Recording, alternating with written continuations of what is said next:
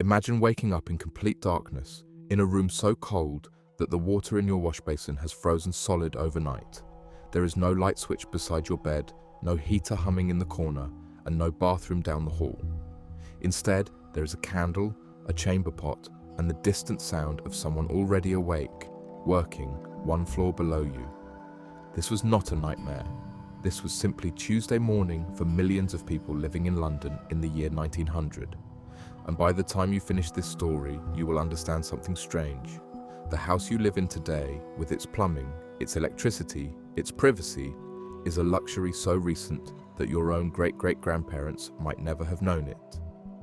London in 1900 was the largest city on Earth, home to over 6 million people, the beating heart of an empire that spanned a quarter of the globe.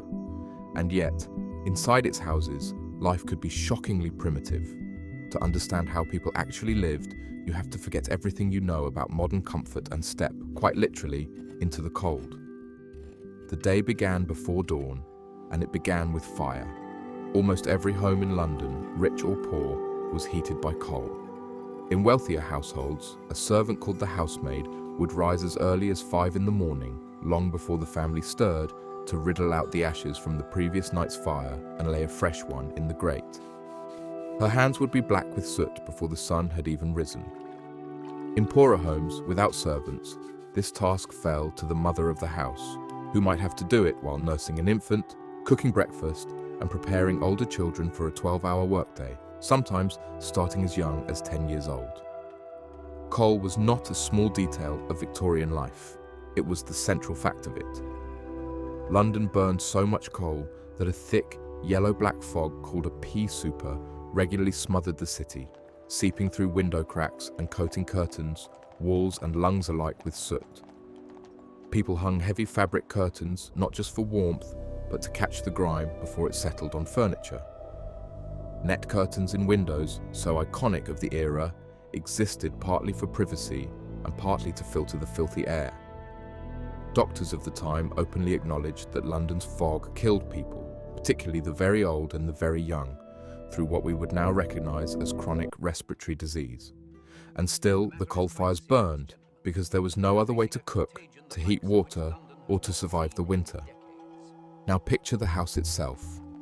If this family was middle class, they likely lived in a narrow terraced house, tall and thin, stacked over 4 or 5 levels, because London land was too expensive to build wide. The basement, half sunk below street level, held the kitchen and the scullery, dark rooms lit by small windows, level with the pavement outside, so that servants working there could look up and see the boots of passers-by. The ground floor held the dining room and perhaps a morning room for receiving guests. The first floor, the grandest level, housed the drawing room, reserved for entertaining and for the family's precious moments of leisure. Above that were the bedrooms, and right at the top, tucked under a sloped roof with a tiny window, were the servants' quarters, cramped, freezing in winter, stifling in summer. This vertical arrangement was not just architectural preference, it was a physical map of the social order. Servants lived and worked below and above the family, moving through hidden back staircases so that they would rarely be seen by the people they served. A well-run Victorian household prided itself on servants who were almost invisible, appearing only to deliver a task and vanishing again, like the house was running itself by magic. The reality behind that magic was backbreaking. Low-paid labor performed largely by teenage girls from the countryside, working 16-hour days for a few pounds a year, plus room, board, and a uniform. Consider what cleaning the house actually meant with no vacuum cleaner, no washing machine, and no running hot water in most homes. Carpets had to be dragged outside, hung over a line, and beaten by hand to remove dust. A task performed weekly in better households. Floors were scrubbed on hands and knees with soap, water, and a stiff brush. Grates had to be blacked, meaning the iron fireplace was coated with a graphite polish called grate blacking and buffed by hand until it gleamed, a filthy, exhausting chore performed daily. Laundry was arguably the worst task of all. Water had to be heated over the fire in heavy pots, poured into a wooden or tin tub, and clothes were scrubbed by hand against a ridged washboard, then wrung out using a mangle, a hand-cranked machine with 2 rollers that squeezed water from fabric, often catching careless fingers in the process. Washing day, usually Monday, could take an entire day of continuous punishing labor, and it had to happen every single week, regardless of weather, illness, or exhaustion. And what about something as simple as taking a bath? In wealthier homes, a copper boiler in the kitchen or scullery heated water, which servants then carried bucket by bucket up several flights of stairs to fill a portable tin bathtub in the bedroom. A single bath might require 10 or more trips up and down the stairs with scalding heavy buckets.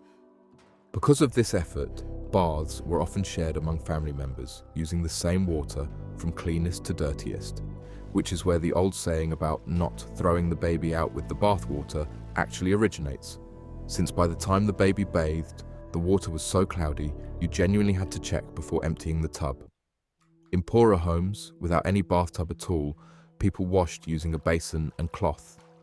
And a proper bath might happen only once a week, if that, often in a shared tin tub in front of the kitchen fire, with the entire family taking turns in the same water. Toilets tell an equally revealing story. By 1900, London had made significant progress installing flushing water closets, thanks to major sewer improvements after the Great Stink of 1858 nearly shut down Parliament due to the smell of the Thames. Wealthier homes had an indoor water closet, often located on a half landing between floors, cold and drafty, with a wooden seat and a high overhead cistern you flushed by pulling a chain. But enormous numbers of working class families still relied on an outdoor privy, shared among multiple households, sometimes little more than a wooden shed over a pit, emptied periodically by workers who literally carried the waste away by hand, a jobby with the grim nickname Night Soil Men. Toilet paper, as we know it, barely existed for ordinary people. Newspaper, cut into squares and hung on a string, served the purpose in most homes. Lighting the home after dark was its own daily ritual. By 1900, gas lighting had become common in London, replacing the oil lamps and tallow candles of earlier decades, though electricity was still a novelty, found only in the wealthiest homes and grandest buildings. Gas lamps required lighting individually, room by room, using a match or a taper, and they hissed audibly, gave off considerable heat, and slowly blackened ceilings with soot over time, which is why Victorian ceilings were so often painted dark colours, not for taste, but to hide the staining. Gaslight was also dimmer and yellower than what we're used to today, meaning evenings were spent in a warm, dim glow rather than the bright white light of modern bulbs. And reading fine print by lamplight was genuinely difficult, contributing to widespread eye strain. Now, meals. Breakfast in a middle-class household might include eggs, bacon, toast and tea, all prepared on a coal-fired kitchen range that had to be lit hours earlier and required constant feeding and cleaning. This same range, essentially an iron stove built into the wall, handled all cooking for the entire day, meaning the kitchen was almost unbearably hot in summer, and the only genuinely warm room in the house during winter, which is exactly why servants and even family members often gravitated there despite its lowly status. Dinner, the main meal, followed strict rules depending on class. Wealthier families ate a formal multi-course dinner in the evening, with specific cutlery for each course, and children of the household were frequently fed separately by a nanny in the nursery, only appearing before their parents for a brief supervised visit after dessert, dressed in their best clothes, expected to be quiet and well-behaved. For working-class families, food told a starker story. Meat was a luxury, often reserved for Sunday, while the rest of the week relied on bread, dripping, the fat left over from cooked meats, spread like butter, potatoes, and whatever vegetables were cheap and in season. Tea, heavily sweetened, was almost universal across every class, functioning as both comfort and, unfortunately, an appetite suppressant for children in families who genuinely could not afford enough food. Malnutrition, rickets from vitamin D deficiency, and stunted growth were disturbingly common among poor children in London at this time, a fact later confirmed when the British Army, recruiting for the Boer War, found shocking numbers of young men from London's poorer districts too weak and undersized to qualify for service. A discovery that genuinely alarmed the British government and helped spark early social welfare reforms. Health and illness haunted every household, rich or poor, in a way we can barely imagine today. Infectious diseases like tuberculosis, diphtheria, scarlet fever, and measles killed children routinely, and it was entirely normal, even in stable, loving families, to lose one or more children before adulthood.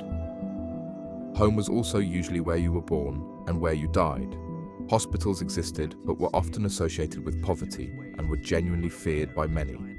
So births were attended by a midwife at home, and the dying were nursed in their own bedroom, often by family members with no medical training beyond experience and folk remedies. When death did occur, the body typically remained in the house for viewing.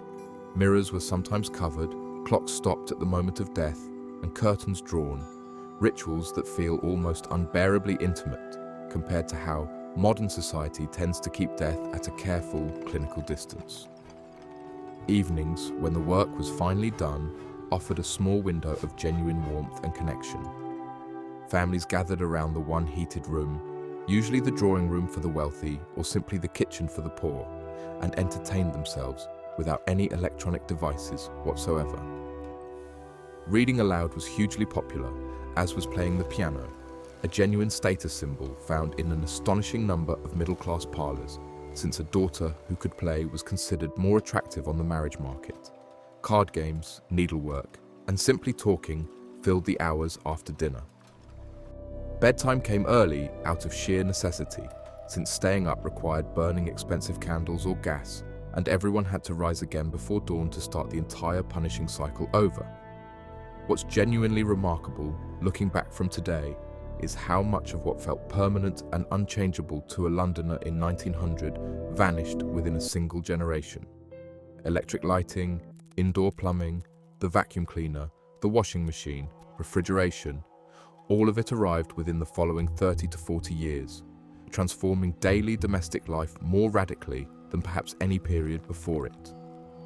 The Victorian house, with its rigid hierarchy of servants and masters, its soot-blackened ceilings, its shared bathwater, and its outdoor privies, represents not some distant, alien past, but the direct, immediate ancestor of the comfortable home you're almost certainly sitting in right now. Somewhere, in the walls of an old London terrace house still standing today, faint scorch marks from a housemaid's coal fire remain hidden under decades of fresh paint and modern wallpaper, quiet evidence of just how hard, how cold, and how extraordinarily different ordinary life once was.